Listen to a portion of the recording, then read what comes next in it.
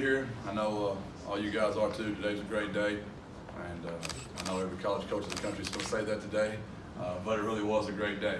And I want to start out with, the most important thing to us is the straight line recruiting that goes on in the state of Texas. It's something that the Texas House of Coaches Association is very proud of, and they take a lot of great pride in helping their kids get out.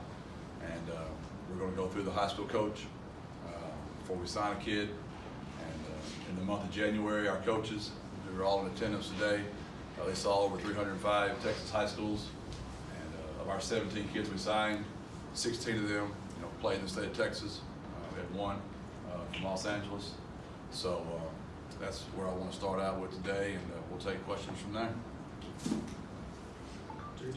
JJ Perez, Inside Running Sports. Coach, just an overall view of the full class now. Your first as a head coach, your first here at UTSA. How do you feel the whole class came together?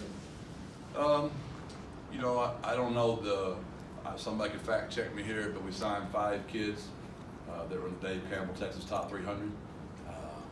That's a pretty amazing stat right off the bat. I mean, in the state of Texas, Dave Campbell's magazines kind of knows the football Bible, and to take 5 kids out of the top 300 is exciting.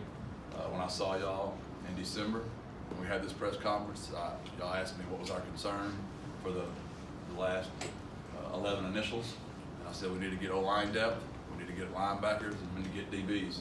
And we addressed that in this class as well. So we're thrilled about all that. Greg Lucas, San Antonio Express News. Alan Horace is one of the highest rated recruits you guys have ever brought in here. Obviously it's your first year with the program in general. What led to him coming here, and what was the process like with him individually? I don't know this. Y'all can fact check again. I've been told he's the highest rated recruit in the history of our school. So I don't personally know that, and honestly, I don't look at that stuff. And I know that's going to probably hurt a few people's feelings in there. We evaluate, trust our own eyes, do our own research, and go with it. But to answer your question, I was at a camp in Nacogdoches 2 summers ago, and his high school coach had told me about Alan, and I saw him running routes, big old 6'4". Back then he weighed about 200 pounds, but he was rangy and could catch, and Coach Loney was coaching the tight ends at the time, so I FaceTimed Coach Loney, and we offered him on the spot, and we developed a relationship with him for his family, his coaches, counselors, teachers, elementary teachers, principals, you name it, almost everybody in Crockett. And also Will Bryant has done a great job in helping that recruiting as well. So that's where that came from. He was also the first one turned his NLI at 7 o'clock. So not only was he the highest rated recruit, he was the most prompt recruit we had as well. I wish they all would have been that prompt. Coach, can you talk about the 2 junior college offensive linemen? Obviously, they figured to play a big role in the upcoming season. Yeah, Ernesto was a qualifier coming out, so he's got 4 to play 3. We're excited about that. He's already on campus. He's the one that's from East LA, and great mom, father, family, just fell in love with him, and he fell in love with us obviously. We're excited about Ernesto, and Makai was an All-American football player at Trinity Valley, and he was a huge get for us.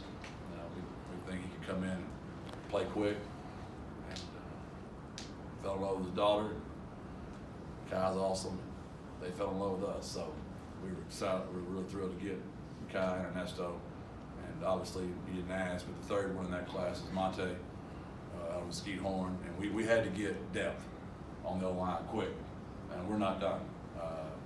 We still think we can get a couple more in here this summer and get that addressed.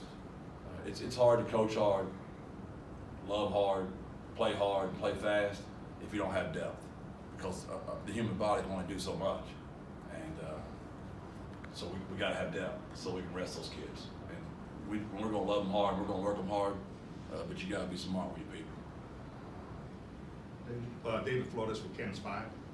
Coach, what do you like about Xavier Spencer, the DB from Judson area school? I think you just said it. He's from Judson. I mean, it's a great program. I guess I can't say the high school coach's name up here, but The high school coach does a great job, and that staff. I've worked with some of those guys before, coached against them. I trust them. Rashad's a great player for us. Sincere's a great player for us. Jarvion's a great player for us. To me, it ought to be a pipeline that we trust. He's long. He's intelligent. He's only played corner for a little while. He's been moved around. He's a good athlete. He's got IQ. He's got character. And in my career, you get length, speed, physicality, IQ, character, great program. I'll hedge my bet.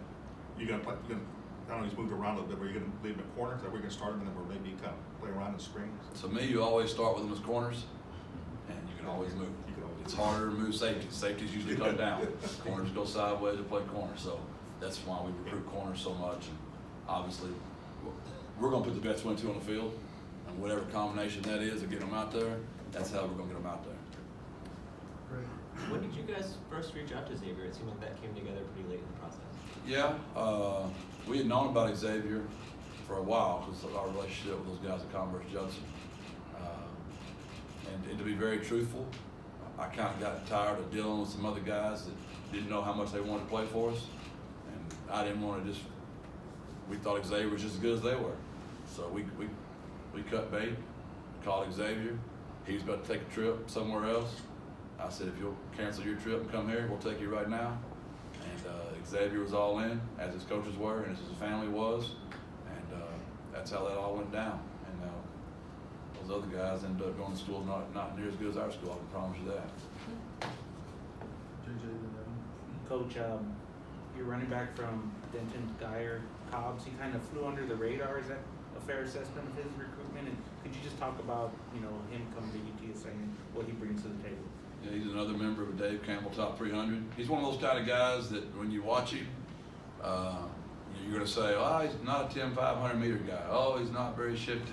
And even when you look at his highlight video he made, you could tell him referencing a lot of people said this and people said that. But what he is, he's carried the ball for 4 years and been very productive. He takes care of the football and he gains yards. He's the valedictorian of his class. He's a really good kid, comes from a great program in the state of Texas. We had other backs that we were told were rated higher, and we just kept coming back to the kid, and he kept gaining yards against really good teams. So I called I called a few of my Texas high school defensive coordinator friends, and I just said, who's the toughest back you had to tackle this year? Every one of them said Cater Cobb.